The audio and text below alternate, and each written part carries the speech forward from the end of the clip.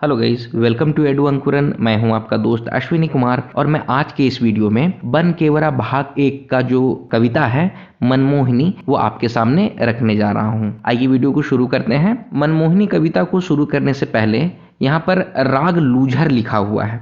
तो राग लूझर जो है वो झारखंड का एक लोक नृत्य होता है अंगनई। तो इस अंगने में लुझरी डांस को परफॉर्म किया जाता है। लुझर लुझर का मतलब होता है कि जिसमें लोग लुझक लुझक के डांस करते हैं। लुझक लुझक के यानी कि झुक झुक कर डांस करते हैं, इसलिए इसका नाम दिया गया है लुझरी। तो यहाँ पर लिखा हुआ है लुझर, तो लुझर उसी लुझरी का बना हुआ है। ठीक है, तो लुझर जो है वो लुझर एक तरह का लोक नृत्य है झारखंड का। ठीक है, मुझे लगा कि इससे भी क्वेश्चंस बन सकते हैं, इसलिए मैं इस पॉइंट को आपको वीडियो के शुरू करने से पहले बतला रहा हूँ। आइए वीडियो को अब शुरू करते हैं। मनमोहिनी जो कविता है उसके लेखक हैं कृपाल नारायण तिवारी। तो कृपाल नारायण तिवारी जो हैं अपनी कविता में एक मन को मोह लेने वाली सुंदर स्त्री का वर्णन कर रहे हैं और उसकी सुंदरता को अपने शब्दों में पिरोकर एक कविता के माध्यम से बतला रहे हैं कि लवके लहठी परकाला दुनों हाथे गोई। लवके लहठी परकाला दुनों हाथे गोई।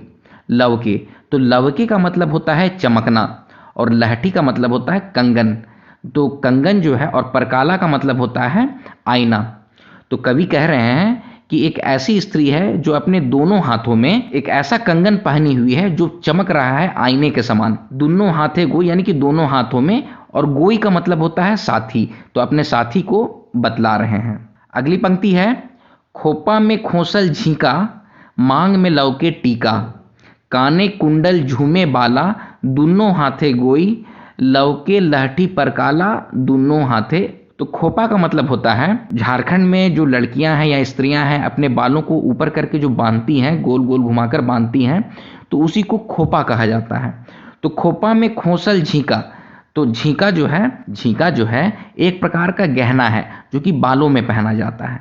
ठीक है, आज के डेट में उसको कहा जाता है बाल में लगाने वाला क्लिप। ठीक है, तो कोई डिजाइनदार क्लिप है तो उसी को कहा जा रहा है खोपा में खोसल झींका, मतलब कि खोपा में अपने बालों में वो झींका खोसी हुई है।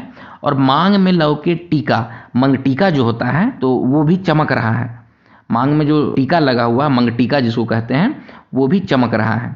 काने कुंडल झूमे बाला, और कान में ऐसा जो कुंडल जो पहनी हुई है वो झूम रहा है, लटक रहा है, झूल रहा है, तो वो बहुत सुंदर दिख रहा है। और दोनों हाथे गोई लवके लहठी परकाला दोनों हाथे गोई।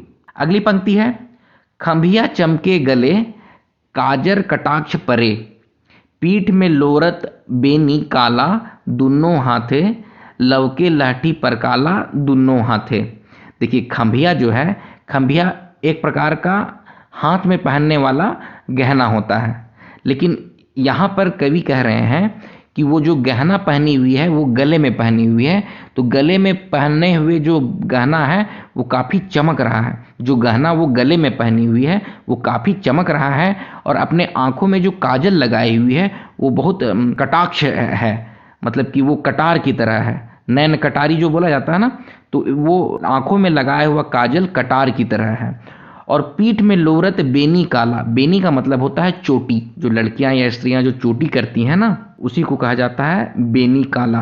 तो उसके मतलब कवि यहाँ पे कह रहे हैं कि उसके चोटी जो है, काली चोटी जो है वो पीठ में लटक रही है और दोनों हाथे लवके लहठी परकाला। अगली पंक्ति है, देखी के ऐसन रंग कृपाल कर अंगे तरंग गोविंद जी के लाला दोनों हाथे गोई लवके लहठी परकाला दोनों हाथे। तो कवि कह रहे हैं कि इस तरह का रंग रूप और इस तरह की सुंदरता देखकर, इस तरह का रंग रूप और अंग और सुंदरता देखकर, मतलब कि जो कृपाल नारायण तिवारी जो हैं कवि, उनके मन में अजीब अजीब सा उमंग और लहर उठ रहा है, एक तरंग उठ रहा है कि इतनी सुंदर स्त्री को वो देख रहे हैं। ठीक है, तो ये है भावार्थ मनमोहिनी कविता का। इसमें जो शब्दार्थ हैं उसको भी अब हम लोग देख लेते हैं। लहठी, तो लहठी का मतलब होता है हाथ कर कलाई में पिंधे वाला गहना। परकाला, तो परकाला का मतलब होता है आईना।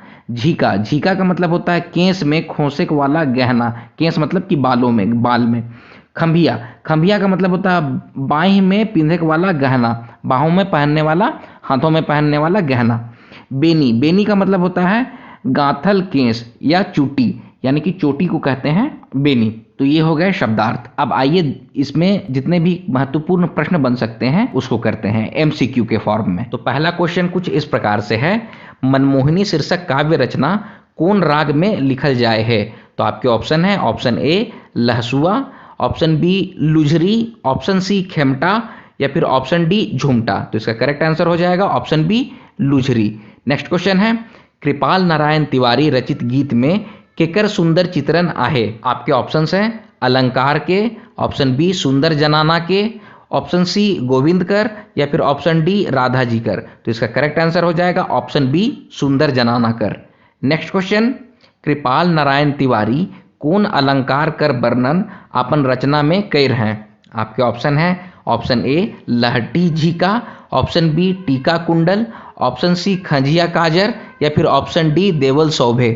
तो इसका करेक्ट आंसर हो जाएगा ऑप्शन डी देवल सौभे। नेक्स्ट क्वेश्चन है, लहठी माने का होवेला?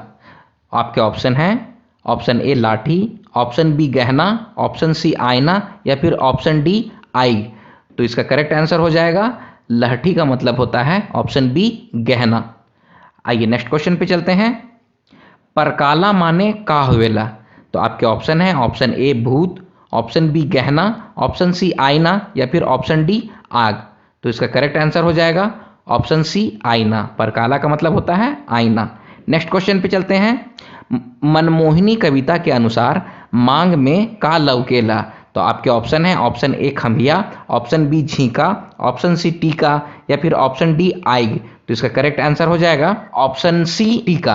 अगले क्वेश्चन पे चलते हैं, लवके लहठी परकाला दुन्नो हाथे गोई, लवके लहठी परकाला दुन्नो हाथे गोई, ऊपर देवल पद्य कौन कविता कर हेके? आपके ऑप्शन है, option A Ganesh Vandana, option B Vrindavan, option C Manmohini या फिर ऑप्शन डी राम रघुवरे। तो इसका करेक्ट आंसर हो जाएगा ऑप्शन सी मनमोहिनी। तो ये थे मनमोहिनी कविता से संबंधित एमसीक्यूज। जितने प्रश्न बन सकते हैं मैंने आपको कराने की कोशिश की है।